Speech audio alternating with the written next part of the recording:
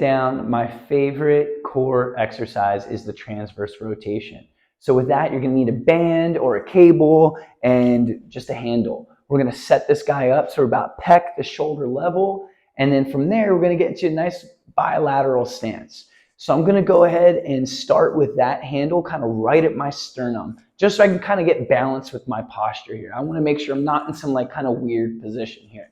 So from here, I got my nice balanced posture. I can feel already how much I gotta resist that cable from pulling me back towards the machine. So keeping that nice athletic stance, keeping that tension, I'm gonna let the band or that cable go all the way back.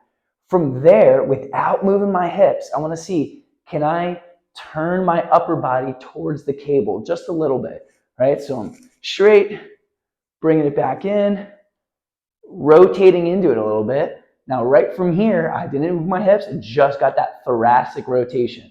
I'm gonna start moving that cable just a little bit, and man, my core is loaded, especially that oblique on that side. I should really feel that. So I feel my hips, I feel my core, and now from here, I wanna basically move my whole upper body with the cable. I like to think that cable is like an extension of my sternum.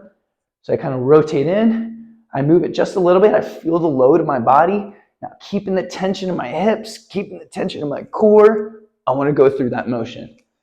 So rotate in, a little bit of cable, feel the load. The better the load, the better the exercise. The more you're going to challenge the core. So I'm always getting that little load and then driving through. And I can feel already, even my left glute is on fire right now, just helping me maintain positioning. And I'm really feeling the obliques, the side of the core. Now, again, full body exercise on that one. We're hitting everything. But now what I want to do is I want to really focus on the navel, the lower abs, the transverse abdominis. So from there, I'm going to create the load. And I really want to like almost draw my navel in, feel how I can get some tension there. And then now I really want to focus on that tension through the exercise.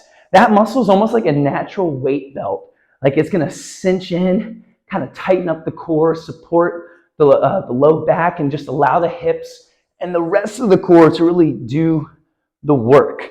Now, the way I can make this a little better, a little more challenging, is I can get a little more upright. I can kind of adjust my posture in it. So I can kind of load in, I get the core, and I like to take a breath, really straighten out the spine, and then I can get my rep.